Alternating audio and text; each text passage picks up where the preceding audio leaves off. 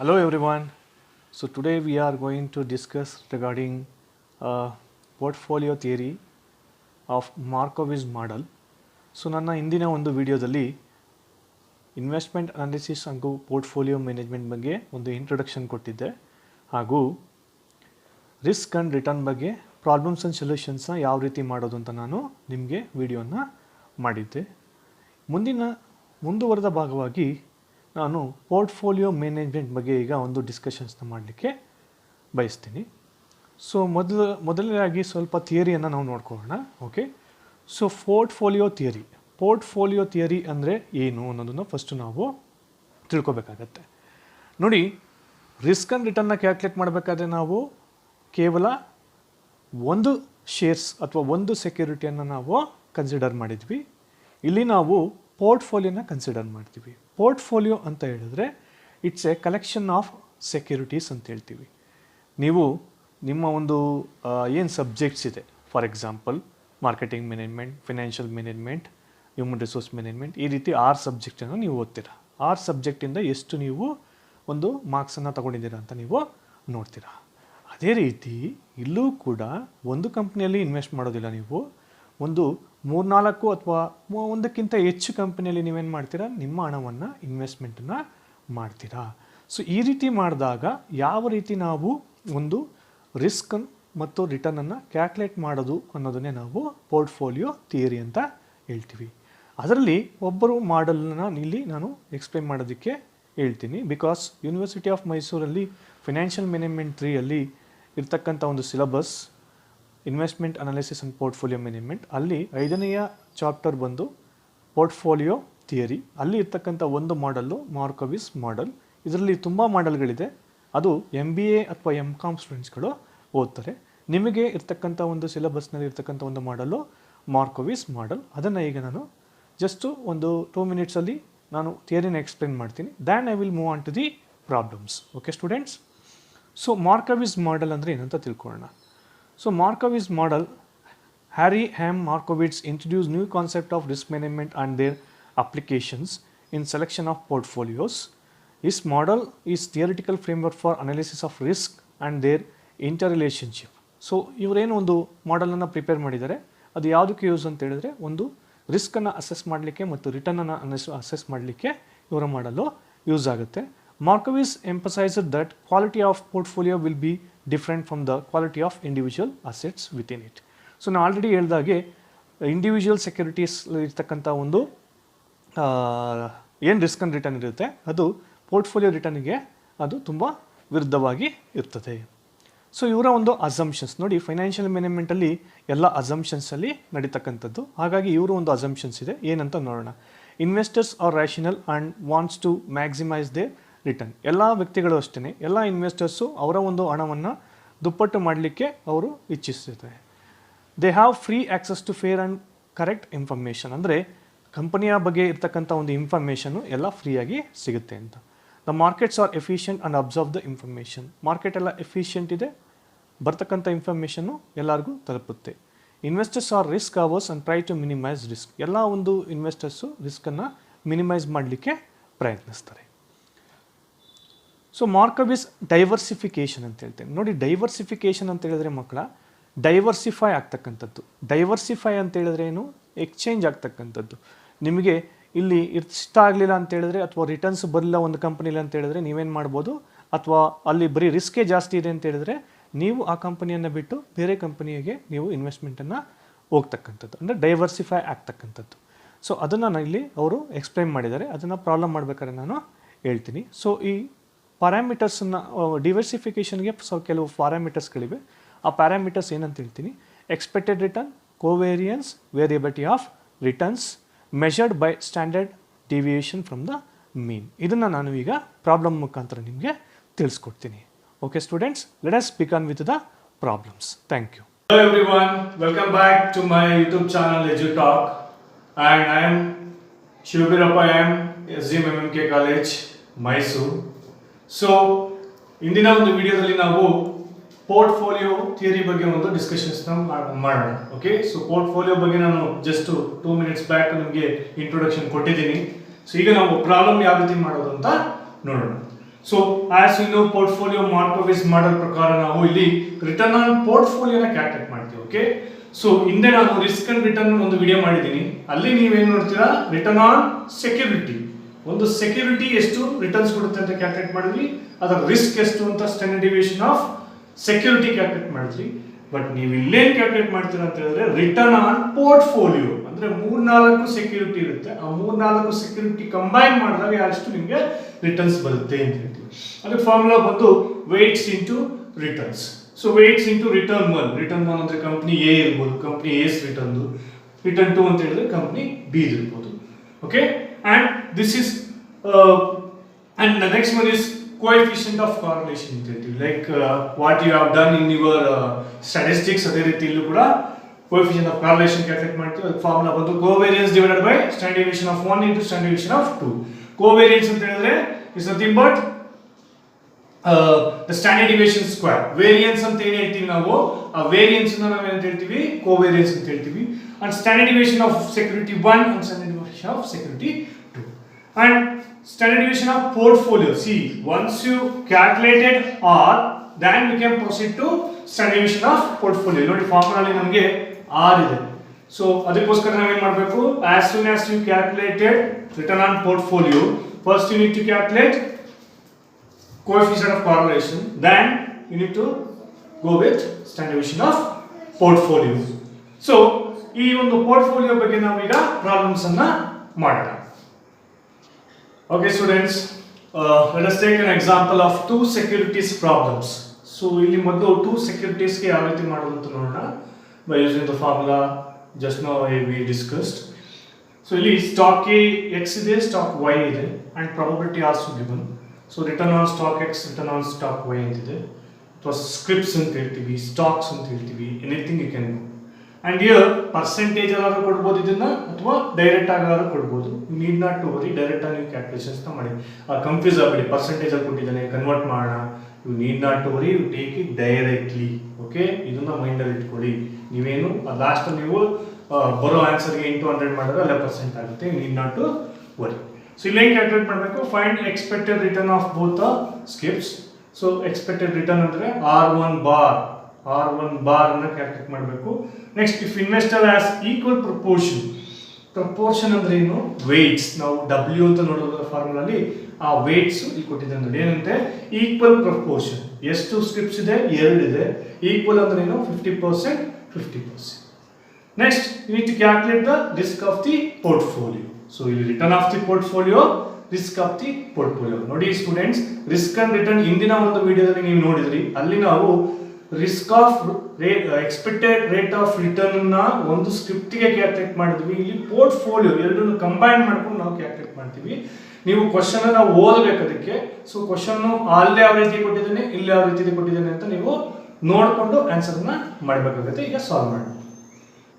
Okay students, let's move on to the solution of the problem. ಇಲ್ಲಿ company X, company Y ನ separate ಆಗಿ calculations ನ ಮಾಡಿದ್ದೀನಿ. So due to time constraint ನಾವು calculations ಮಾಡಿಬಿಟ್ಟಿದ್ದೀನಿ. So ಯಾವ ರೀತಿ ಅಂತ ಹೇಳ್ತೀನಿ. So as usual will write R1 and probability, R2 and probability. R1 for company X, return 1 ಅಂತ, return 2 for company Y. So once you multiply return of 1 into probability, you will get R1 bar ಸಿಗುತ್ತೆ, ಇಲ್ಲಿ R2 bar ಸಿಗುತ್ತೆ. So ನೀವು multiply ಮಾಡಿದಾಗ 2 into 0.05 it is minus 0.1, 9 into 0.2 it is 1.2. I think this is 1.2. Okay, and 12 into 0.5, I think this is 1.8 something you will get. Okay, 1.8, that's not 1.2. Okay, and 12 into 0.5 it is 6, 15 into 0.2 it is 3, 26 into 0.05 it is 1.3. The total will comes to 12. Okay, the total will comes to 12. And the next step is R1 minus R1 bar. Okay, R1 minus R1 bar, it's here. Okay, so that is R1 is minus 2 minus 12, minus 2 minus 12 it is minus 14. Again 9 minus 12 it is minus 3. 12 minus 12, it is 0. 15 minus 12, it is 3. And 26 minus 12, it is 14. So once you find R1 minus R1 bar, then you need to square this one and multiply it with the probability. If 14 square is to 196 into 0.05, you will get 9.8. And here 3 square into 0.2. Okay, so sorry, 3 square is 9 into 0.2, you will get 1.8. Likewise, if you do, you will get R1 minus R1 bar whole square into probability is 23.2. So likewise, ನೀವು R2 ಅಂದ್ರೆ company Y ಗೂ ಕೂಡ ನೀವು calculate ಮಾಡಿದ್ರೆ ನಿಮಗೆ 103 ಬರುತ್ತೆ, ಇಲ್ಲಿ 19.3 ನಿಮಗೆ ಅಲ್ಲಿ ಬರುತ್ತೆ. ಮುಂದೆ ಹೋಗೋಣ. ಓಕೆ ಸ್ಟೂಡೆಂಟ್ಸ್, ನೆಕ್ಸ್ಟ್ ನೋಡಿ ಕೋವೇರಿಯನ್ಸ್ ನ ಕ್ಯಾಲ್ಕುಲೇಟ್ ಮಾಡಬೇಕು. ಸಾರಿ, ಕೋಎಫಿಷಿಯಂಟ್ ಆಫ್ ಕಾರ್ರಿಲೇಷನ್ ನೀವು ಕ್ಯಾಲ್ಕುಲೇಷನ್ಸ್ ಮಾಡಬೇಕಾಗುತ್ತೆ. ನಾವು ಫಾರ್ಮುಲಾ ಅಲ್ಲಿ ಫಸ್ಟ್ ಹೇಳಿದ್ದೆ ನಿಮಗೆ, ಮೊದಲು ರಿಟರ್ನ್ ಆನ್ ಪೋರ್ಟ್ಫೋಲಿಯೋ ಮಾಡಬೇಕಾಗುತ್ತೆ, ನೆಕ್ಸ್ಟ್ ಕೋಎಫಿಷಿಯಂಟ್ ಆಫ್ ಕಾರ್ರಿಲೇಷನ್ ಕ್ಯಾಲ್ಕುಲೇಟ್ ಮಾಡಬೇಕಾಗುತ್ತೆ. ರಿಟರ್ನ್ ಆನ್ ಪೋರ್ಟ್ಫೋಲಿಯೋ ಮಾಡೋಣ, ಅಲ್ಲಿ ಹೋಗೋ ಮುಂಚೆ ಏನೇನು ಇಂಗ್ರೀಡಿಯೆಂಟ್ಸ್ ಬೇಕು ಇದಕ್ಕೆ ಅದನ್ನೆಲ್ಲ ಕ್ಯಾಲ್ಕುಲೇಷನ್ಸ್ ಮಾಡ್ಕೊಬಿಡೋಣ. ಓಕೆ, ಸೊ ಇಲ್ಲಿ ಫಾರ್ಮುಲಾಗೆ ನಮಗೆ ಕೋವೇರಿಯನ್ಸ್ ಬೇಕು, ಆಮೇಲೆ ಸ್ಟ್ಯಾಂಡರ್ಡ್ ಡಿವಿಯೇಷನ್ಸ್ ಬೇಕು. ಕೋವೇರಿಯನ್ಸ್, ಸ್ಟ್ಯಾಂಡರ್ಡ್ ಡಿವಿಯೇಷನ್ ಎರಡು ಬೇಕಾಗಿರೋದ್ರಿಂದ ನಾವು ಫಸ್ಟ್ ಕೋವೇರಿಯನ್ಸ್ ನ ಕ್ಯಾಲ್ಕುಲೇಟ್ ಮಾಡಬೇಕು. ಕೋವೇರಿಯನ್ಸ್ ಯಾವ ರೀತಿ ಕ್ಯಾಲ್ಕುಲೇಟ್ ಮಾಡ್ತೀರಾ? R1 minus R1 bar into R2 minus R2 bar into probability. So ನಾನು ಆಲ್ರೆಡಿ ಒಂದು ಎಕ್ಸಾಂಪಲ್ ಕೊಟ್ಟಿದ್ದೀನಿ. ಇಲ್ಲಿ R1 ಎಷ್ಟಿದೆ? -14 ಇಂಟು 13.3 ಇಂಟು 0.05 ಮಾಡೋದು ನಿಮ್ಗೆ ಎಷ್ಟು ಬರುತ್ತೆ? 9.31. ಅದೇ ರೀತಿ ಇನ್ನು 4 ಇದಕ್ಕೆ ನೀವು ಕ್ಯಾಲ್ಕುಲೇಷನ್ಸ್ ನ ಮಾಡಬೇಕಾಗುತ್ತೆ. ಸೊ ಸಮೇಷನ್ ಮಾಡಿದಾಗ ನಿಮ್ಗೆ ಎಷ್ಟು ಬರುತ್ತೆ? 20.2 ಬರುತ್ತೆ. ಅದೇ ರೀತಿ ನೀವು ಸ್ಟ್ಯಾಂಡರ್ಡ್ ಡಿವಿಯೇಷನ್ಸ್ ನ ಮೊದಲೇ ಕ್ಯಾಲ್ಕುಲೇಷನ್ ಮಾಡ್ಕೋಬೇಕಾಗುತ್ತೆ. ಸ್ಟ್ಯಾಂಡರ್ಡ್ ಡಿವಿಯೇಷನ್ ಕ್ಯಾಲ್ಕುಲೇಟ್ ಮಾಡೋದಕ್ಕೆ ಫಾರ್ಮುಲಾ ಏನು? Sigma R1 minus R1 bar whole square into probability. So ನಿಮ್ಗೆ ಆಲ್ರೆಡಿ ಕ್ಯಾಲ್ಕುಲೇಷನ್ಸ್ ಮಾಡಿದಿರಾ, ಅದು ಕ್ಯಾಲ್ಕುಲೇಷನ್ಸ್ ಮಾಡಿದಾಗ ನಿಮಗೆ 23.2 ಬಂದಿದೆ. 23.2. ಸೊ ಅದಕ್ಕೆ ಸ್ಕ್ವೇರ್ ರೂಟ್ ಬಂದು ನಿಮಗೆ 4.81 ಬರುತ್ತೆ ಆನ್ಸರ್. ಅದೇ ರೀತಿ ನೀವು ಕಂಪನಿ Y ಗೆ ಮಾಡಿದಾಗ ನಿಮಗೆ 19.32 ಬಂದಿದೆ, ಅದಕ್ಕೆ ಸ್ಕ್ವೇರ್ ರೂಟ್ ತೆಗೆದಾಗ ನಿಮಗೆ 4.39 ಬರುತ್ತೆ. ಸೊ ಇಷ್ಟನ್ನ ಕ್ಯಾಲ್ಕುಲೇಟ್ ಮಾಡ್ಕೊಂಡು ಇಟ್ಕೊಂಡ್ರೆ ನಾವು ಈಸಿಯಾಗಿ ಕ್ಯಾಲ್ಕುಲೇಷನ್ಸ್ ನ ಮಾಡಬಹುದು. ಓಕೆ ಸ್ಟೂಡೆಂಟ್ಸ್, ಈಗ ನಾವು ಮೇನ್ ಕ್ವಶನ್ಸ್ಗೆ ಬಂದಿದ್ದೀವಿ. ಇಲ್ಲಿವರೆಗೂ ಮಾಡಿದ್ರೆ ನಾವು ಇಂಗ್ರೀಡಿಯೆಂಟ್ಸ್ ಮಾಡ್ಕೊಂಡ್ವಿ, ಒಂದು ಅಡುಗೆ ಮಾಡೋದಕ್ಕೂ ಮುಂಚೆ ಏನು ಪ್ರಿಪ್ರೇಷನ್ಸ್ ಬೇಕು ಅದನ್ನೆಲ್ಲ ಮಾಡ್ಕೊಂಡಿದ್ವಿ. ಈಗ ನಾವು ಅಡುಗೆ ಮಾಡಬೇಕು. Okay, so that means we need to calculate the questions. So questions ಏನೇನು ಕೊಟ್ಟಿದ್ದಾನೆ ಅಂತ ನಾವು ನೋಡ್ತಾ ಹೋಗೋಣ. ಮೊದಲನೇ ಕ್ವಶನ್ ಏನು ಕೊಟ್ಟಿದ್ದಾನೆ? We need to calculate the return on portfolio. Return on portfolio ಬಂದಾಗ ನಿಮ್ಮ ಫಾರ್ಮುಲಾ ಏನು? Weights into returns. Weights into returns. Weights ಅವನು ಏನು ಹೇಳಿದ್ದಾನೆ? ಈಕ್ವಲ್ ಪ್ರಪೋರ್ಷನ್ ಅಂತ ಹೇಳಿದ್ದಾನೆ. ಈಕ್ವಲ್ ಪ್ರಪೋರ್ಷನ್ ಅಂದ್ರೆ ಏನು? 0.5 and 0.5. Next R1 bar. So R1 bar ನೀವು ಕ್ಯಾಲ್ಕುಲೇಟ್ ಮಾಡಿದ್ರೆ ಆಲ್ರೆಡಿ ಎಷ್ಟಿದೆ? ಅದು 12 ಬಂದಿದೆ. ಸೊ ಕಂಪನಿ ವೈಸ್ ಎಷ್ಟು ಬಂದಿದೆ? 10.3 ಬಂದಿದೆ. So this will come to 6 and this will come to 5.15. So both will come to 11.15. So the return on portfolio ಬಂದು ನಿಮಗೆ ಎಷ್ಟು ಬರುತ್ತೆ? 11.15. And let us calculate the coefficient of correlation. And coefficient of correlation. Covariance ಇಂದ ನಾನು ingredients calculate ಮಾಡ್ಕೊಂಡ್ವಿ. Calculate ಮಾಡಿದಾಗ ನಿಮಗೆ answer ಎಷ್ಟು ಬಂತು? 20.2 ಬಂತು. Standard deviation 1 into standard deviation 2 ಕೂಡ ಕ್ಯಾಲ್ಕುಲೇಟ್ ಮಾಡ್ಕೊಂಡ್ವಿ. ಅದೆಷ್ಟು ಬಂತು ನಮಗೆ?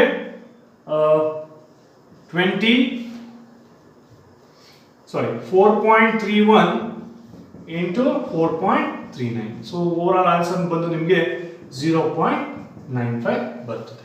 So next standard deviation of portfolio. ಮೂರನೇ question standard deviation of portfolio ಕೇಳಿದ್ದೀನಿ. ಬಟ್ ಎರಡು ವೇಟ್ಸ್ ಕೇಳಿದ್ದೀನಿ, ಒಂದು 0.5 and 0.5, ಇನ್ನೊಂದು 40%, ಅಂದ್ರೆ 0.4. Sorry, I don't how much it is 0.25 and 0.75. 25%, 75% ಕೇಳಿದ್ದಾನೆ. ಎರಡಕ್ಕೂ same method, but separate calculations ನ ಮಾಡಬೇಕಾಗುತ್ತೆ. ಅಂದ್ರೆ ಇಲ್ಲಿ ವೇಟ್ಸ್ ಗೆ ನಾವು ಎಷ್ಟು ತಗೋಬೇಕು? 0.5 ತಗೋತೀವಿ. ಇನ್ನೊಂದಕ್ಕೆ ಎಷ್ಟು ತಗೋತೀವಿ? 0.5 ತಗೋತೀವಿ. ಓಕೆ, ಸೊ ಇಲ್ಲಿ ನಾವು ಕ್ಯಾಲ್ಕುಲೇಷನ್ ಮಾಡ್ತೀನಿ. ಈಗ ನೋಡಿ, ವೇಟ್ 1 ಸ್ಕ್ವೇರ್ ಅಂದ್ರೆ 0.5 square into standard deviation 1 square. Standard deviation 1 ಎಷ್ಟು ಬಂದಿದೆ? 4.31 ಸ್ಕ್ವೇರ್ ಪ್ಲಸ್ ವೆಯ್ಟ್ಸ್ 2. ಈ ಪ್ರಾಬ್ಲಮ್ ಅಲ್ಲಿ ಎರಡೂ ಕೂಡ ವೆಯ್ಟ್ಸ್ ಎಷ್ಟು 0.5 ಇದೆ.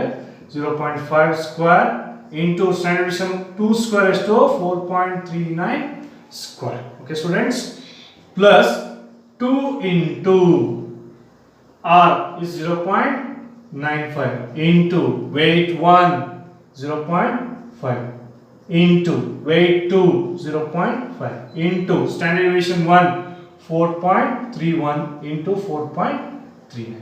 ನೋಡಿ ಲಾಸ್ಟ್ ಸ್ಟೆಪ್ ಇದೆಯಲ್ಲ, ಈ ಪ್ಲಸ್ ಆದ್ಮೇಲೆ ಇವಿಷ್ಟು ಒಟ್ಟಿಗೆ ಮಲ್ಟಿಪ್ಲೈ ಮಾಡಬೇಕು. ಓಕೆ ಸ್ಟೂಡೆಂಟ್ಸ್, ಸೊ ನೀವು ಆ ರೀತಿ ಮಾಡಿದಾಗ ನಿಮ್ಗೆ ಇಲ್ಲಿ ಇದನ್ನ ಸ್ಕ್ವೇರ್ ಮಾಡಿ ಮಲ್ಟಿಪ್ಲೈ ಮಾಡಬೇಕು. 0.5 ಸ್ಕ್ವೇರ್ ಅಂದ್ರೆ 0.25 ಇಂಟು 4.31 ಸ್ಕ್ವೇರ್. ನೀವು ಸ್ಕ್ವೇರ್ ಮಾಡಿ ಮಲ್ಟಿಪ್ಲೈ ಮಾಡಿದಾಗ ನಿಮಗೆ ಆನ್ಸರ್ ಬಂದು ನಿಮಗೆ ನಾನು ಡೈರೆಕ್ಟ್ ಆಗಿ ಆನ್ಸರ್ ಬರೀತೀನಿ. Okay students, so in to calculate one more time. ಸೊ ನೀವು ಅದನ್ನು ಕ್ಯಾಲ್ಕುಲೇಟ್ ಮಾಡಿ ಇಲ್ಲಿ ಡೈರೆಕ್ಟ್ ಆಗಿ ನಿಮ್ಮ ಆನ್ಸರ್ ಬಂದು 4.54 ಬರುತ್ತೆ. ಓಕೆ ಸ್ಟೂಡೆಂಟ್ಸ್, ಇಲ್ಲಿ ನೋಡಿ ಲಾಸ್ಟ್ ಸ್ಟೆಪ್ ನೀವು ಹುಷಾರ ಮಾಡಬೇಕು. ಲಾಸ್ಟ್ ಸ್ಟೆಪ್ ಅಲ್ಲಿ ಹೇಳಿದ್ದೇನೆ 2 into 0.95 into 0.5 into 0.5 into 4.31 into 4.39 ಒಟ್ಟಿಗೆ ಮಲ್ಟಿಪ್ಲೈ ಮಾಡಿ ಮೂರನ್ನು ಆಡ್ ಮಾಡಿ ನೀವು ಸ್ಕ್ವೇರ್ ರೂಟ್ ತಗೊಂಡ್ರೆ ನಿಮಗೆ standard division of 1 standard division of portfolio standard division of portfolios ಬರುತ್ತೆ ನಿಮಗೆ 4.54. ಈಗ ಇನ್ನೊಂದು ಮಾಡೋಣ. Okay, standard division of portfolio. Standard division of portfolio ಎರಡನೇದು ಕೇಳಿದ್ದೀನಿ. ಎಷ್ಟು 75% and 25% and 75% ಆದಾಗ ಪೋರ್ಟ್ಫೋಲಿಯೋ ರಿಸ್ಕ್ ಎಷ್ಟಾಗುತ್ತೆ ಅಂತ ಕೇಳಿದ್ದಾನೆ. ಅದಕ್ಕೂ ಕೂಡ ಸೇಮ್ ಇದೇ ಮೆಥಡ್ ಯೂಸ್ ಮಾಡೋಣ. ಓಕೆ ಸ್ಟೂಡೆಂಟ್ಸ್, ಇಲ್ಲಿ ವೆಯ್ಟ್ಸ್ ಏನಾಗುತ್ತೆ 0.25 ಆಗುತ್ತೆ. ಅಲ್ಲೆಷ್ಟಿತ್ತು 0.5 ಇತ್ತು ಇಂಟು ಸ್ಟ್ಯಾಂಡರ್ಡ್ ಡಿವಿಷನ್ ಒಂದು ಸ್ಕ್ವೇರ್. ಇದರಲ್ಲಿ ಏನು ಚೇಂಜಸ್ ಆಗಲ್ಲ, 4.31 ಸ್ಕ್ವೇರ್ ಇರುತ್ತೆ. ಓಕೆ, ಇಲ್ಲೇನಾಗುತ್ತೆ 0.75 square into 4.39 square plus 2 into r ಎಷ್ಟು ಬಂದಿದೆ ನಿಮಗೆ 0.95 into weights 0.25 into 0.75. Standard division 1 ಎಷ್ಟು ಬಂದಿದೆ 4.31, standard division 2 4.39. Okay students, so let us solve this one. This will come to 0.0625 into 23.23 ಬರುತ್ತೆ. 4.31 ಸ್ಕ್ವೇರ್ ಬಂದು ನಿಮಗೆ 23.23 ಬರುತ್ತೆ. ಲೈಕ್ವೈಸ್ 0.75 ಸ್ಕ್ವೇರ್ ಬಂದು ನಿಮಗೆ 5625 into 19.2721 ಬರುತ್ತೆ. ಪ್ಲಸ್ ಇವಿಷ್ಟನ್ನು ಮಲ್ಟಿಪ್ಲೈ ಮಾಡಿದ್ರೆ 2 into 0.95 into 0.25 into 0.75 into 4.31 into 4.39 ಇಷ್ಟು ನಾವು ಮಲ್ಟಿಪ್ಲೈ ಮಾಡಿದ್ರೆ ನಿಮಗೆ ಆನ್ಸರ್ ಬಂದು 7.88 ಬರುತ್ತೆ. ಈಗ ನಾವು ಫಸ್ಟ್ ಏನು ಮಾಡಬೇಕು, ಇವೆರಡನ್ನು ಮಲ್ಟಿಪ್ಲೈ ಮಾಡಬೇಕು. ಇವೆರಡನ್ನು ಮಲ್ಟಿಪ್ಲೈ ಮಾಡಿದ್ರೆ 1.45 ಬರುತ್ತೆ. ಇವೆರಡನ್ನು ಮಲ್ಟಿಪ್ಲೈ ಮಾಡಿದ್ರೆ ನಿಮಗೆ 10.83 ಬರುತ್ತೆ ಅಂಡ್ ದಿಸ್ ಇಸ್ 7.53. ಈಗ ಈ ಮೂರನ್ನು ಆಡ್ ಮಾಡಿದ್ರೆ ನಿಮಗೆ ಆನ್ಸರ್ ಬಂದು 19.81 ಬರುತ್ತೆ. If you open the square root, this will come to 4.45. ಇಲ್ಲಿ ನೋಡಿ, ಇಲ್ಲಿ ನೀವು ಡಿಸಿಷನ್ ಮೇಕಿಂಗ್ ಮಾಡಬೇಕು. ಏನು ಮಾಡಬೇಕು, ರಿಸ್ಕ್ ಯಾವ್ದಾದ್ರು ಕಡಿಮೆ ಇದೆ ನೋಡಿ, ರಿಟರ್ನ್ಸ್ ಜಾಸ್ತಿ ಇರಬೇಕು, ರಿಸ್ಕ್ ಕಡಿಮೆ ಇರಬೇಕು. ಈ ಪ್ರಾಬ್ಲಮ್ ಅಲ್ಲಿ ರಿಸ್ಕ್ ಯಾವ್ದ್ರಲ್ಲಿ ಜಾಸ್ತಿ ಇದೆ, ಪೋರ್ಟ್ಫೋಲಿಯೋ 1 ಅಲ್ಲಿ ಜಾಸ್ತಿ ಇದೆ, 4.54 ಇದೆ. ಇದರಲ್ಲಿ ಎಷ್ಟಿದೆ 4.45. ಅದಕ್ಕಿಂತ 0.10% ರಿಸ್ಕ್ ಇದರಲ್ಲಿ ಕಡಿಮೆ ಇದೆ ಅಂತ ನಾವು ಇದನ್ನ ಅಂದ್ರೆ ಈ ಒಂದು ಪ್ರಪೋರ್ಷನ್ ಅಲ್ಲಿ ಇನ್ವೆಸ್ಟ್ ಮಾಡಿದ್ರೆ ನಿಮ್ಮ ಹತ್ರ 100 ರೂಪಾಯಿ 25 ರೂಪಾಯಿ ಎಕ್ಸ್ ಕಂಪನಿಯಲ್ಲಿ 75 ರೂಪಾಯಿ ವೈ ಕಂಪನಿಯಲ್ಲಿ ಇನ್ವೆಸ್ಟ್ ಮಾಡಿದಾಗ ನಿಮ್ಮ ರಿಸ್ಕ್ ಏನಾಗುತ್ತೆ, ಕಡಿಮೆ ಆಗುತ್ತೆ ಅನ್ನೋದನ್ನ ಮಾರ್ಕೋವಿಟ್ಸ್ ಮಾಡೋದ್ರಲ್ಲಿ ಈ ಒಂದು ಕ್ಯಾಲ್ಕುಲೇಷನ್ಸ್ ನ ತೋರಿಸ್ತೇನೆ. ನಾನು ಮುಂದೆ ಬರ್ತಕ್ಕಂಥ ವಿಡಿಯೋದಲ್ಲಿ ನಾನು 3 ಕಂಪನೀಸ್, ಇದು 2 ಕಂಪನೀಸ್ ಮಾಡಿದ್ದೀನಿ. ಈಗ ಮುಂದೆ ಬರ್ತಕ್ಕಂಥ ವಿಡಿಯೋದಲ್ಲಿ ನಾನು 3 ಕಂಪನೀಸ್ ಒಂದು ವಿಡಿಯೋ ಮಾಡ್ತೀನಿ. ಅದು ತುಂಬಾ ಲೆಂತಿ ಪ್ರಾಬ್ಲಮ್ ಆಗಿರೋದ್ರಿಂದ ಅದಕ್ಕೆ ಅಂತ ಸಪರೇಟ್ ವಿಡಿಯೋನ ನಾನು ಮಾಡ್ತೀನಿ. ಸೊ ಈ ಒಂದು ಕ್ಲಾಸ್ ನಿಮಗೆ ಇಷ್ಟ ಆಗಿದ್ರೆ ನನ್ನ ಚಾನೆಲ್ನ ಸಬ್ಸ್ಕ್ರೈಬ್ ಮಾಡಿ, ಶೇರ್ ಮಾಡಿ, ಲೈಕ್ ಮಾಡಿ. Thank you.